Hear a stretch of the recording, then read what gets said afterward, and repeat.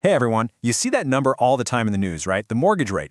Well, it's so much more than just a percentage. It's really a story about the entire economy. So today, we're going to pull back the curtain and figure out what is really driving it. Okay, let's start with the big number of the week, 6.21%. That's the national average for a 30-year fixed mortgage. And you know, for a lot of people, that single number is the difference between buying a home right now or waiting it out. But what is that percentage really telling us? I mean, how does it connect to your wallet, to your plans? That is exactly what we're going to break down. All right, first up, let's just get a snapshot of the here and now. Where are borrowing costs sitting this week? So this week, we're actually seeing a little bit of a dip in the most popular kinds of loans. The 30-year is down to 6.21%, and the 15-year is sitting at 5.47%. Now, it's not a huge change, but hey, it's heading in the right direction. But let's be real, what does 1 week really tell you? Not a whole lot. To get the bigger picture, you got to zoom out and get some context. And wow, this is where it gets really interesting. Just 1 year ago, that same 30-year mortgage was up at 6.72%. Today, 6.21. That's a huge drop. It just goes to show you how much the financial world can shift in just 12 months. And if we lay it all out like this, the downward trend is crystal clear. Just look across those rows. You can see both the 30-year and the 15-year rates are lower than last week and way, way lower than a year ago. We are in a completely different borrowing world today. So what's the bottom line here? We are incredibly close to the lowest rates we've seen in over a year. And that means right now is one of the more affordable times to borrow for a home that we've had in a good long while. Okay, so we know what the rates are doing, but the real question, the one we're all here for, is why. Let's get into the gears of the economic machine that's making all this happen.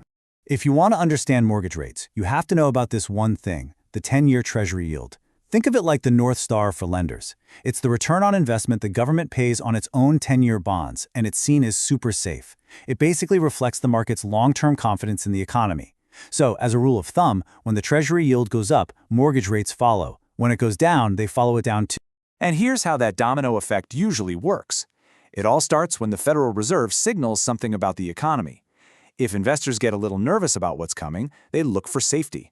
And what's the safest bet around? U.S. government bonds. So this rush of demand for bonds pushes their price up, and that in turn pushes the yield down. Lenders see their own benchmark for borrowing just got cheaper, so they pass that along to us, and boom, mortgage rates fall. But, it's not always that simple. Sometimes the economy throws a serious curveball, and all those rules kind of go out the window. And this is where it gets a little weird. You would think, logically, that when the Federal Reserve cuts its main interest rate, your mortgage should get cheaper too, right? Well, not always.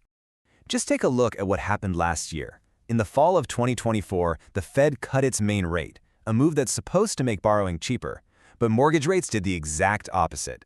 They started climbing, and they kept climbing, eventually crossing 7%. So what happened? Well, the Fed isn't the only player here. At that same time, investors were getting really worried about future inflation, which eats away at the value of their investments. So they demanded a higher yield to cover that risk. That surge in the Treasury yield completely overpowered what the Fed did. It's a perfect example of just how complicated this all can get. So, after all that, what's the big takeaway? What are the key things you really need to remember from all this? Well, when you boil it all down, it really comes down to these three things: what the Federal Reserve is signaling, what investors are feeling about the future of the economy, and maybe most importantly, the daily dance of that 10-year Treasury yield. So, that 6.21% we started with, it's so much more than a number, right? It's like a mirror reflecting all our collective hopes and fears for the economy. The real question is, when you look at that number now, what do you think it's telling you about what's coming next?